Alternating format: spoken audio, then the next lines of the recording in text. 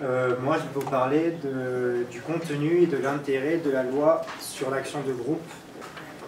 Celle-ci a justement été prise dans le cadre du projet de réforme de loi intitulé « Justice du XXIe siècle » qui prévoit la création, entre autres, d'un cadre commun aux actions de groupe en matière de santé, d'environnement et de discrimination, et plus précisément en matière de discrimination collective dans l'accès à l'emploi et dans les relations de travail. Dans ce cadre-là, l'action de groupe sera donc un dispositif qui permettra à une association de saisir le juge, judiciaire ou administratif, pour un groupe de personnes qui, placées dans une même situation, subissent un dommage causé par une même personne.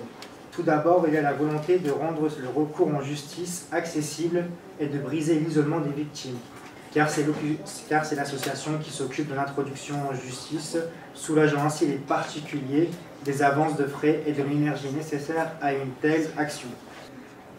La classe action va permettre de faciliter la démonstration de la réalité d'une discrimination au vu du nombre de cas similaires. C'est donc la répétition du fait qui va apporter la preuve. Pour participer à une action de groupe, ces personnes devront obligatoirement se tourner soit vers un syndicat représentatif pour les discriminations à l'encontre des salariés ou des candidats à l'emploi, soit vers une association de lutte contre les discriminations constituée depuis au moins 5 ans ou œuvrant dans le domaine du handicap. Les syndicats ou l'association devront d'abord mettre en demeure l'employeur de faire cesser la situation de discrimination collective de façon à favoriser un règlement par la voie du dialogue social. C'est en cas d'échec de la phase préalable que le syndicat ou l'association pourra engager l'action de groupe devant le tribunal de grande instance. Ils devront présenter des cas individuels laissant présumer l'existence d'une discrimination.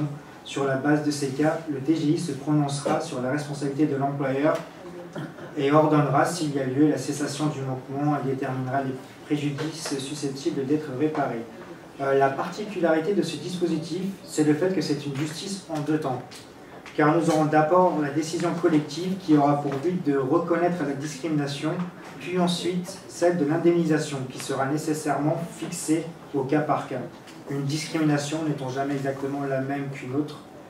C'est donc seulement une fois que la discrimination a été reconnue que les salariés concernés pourront se faire connaître et demander à être indemnisés.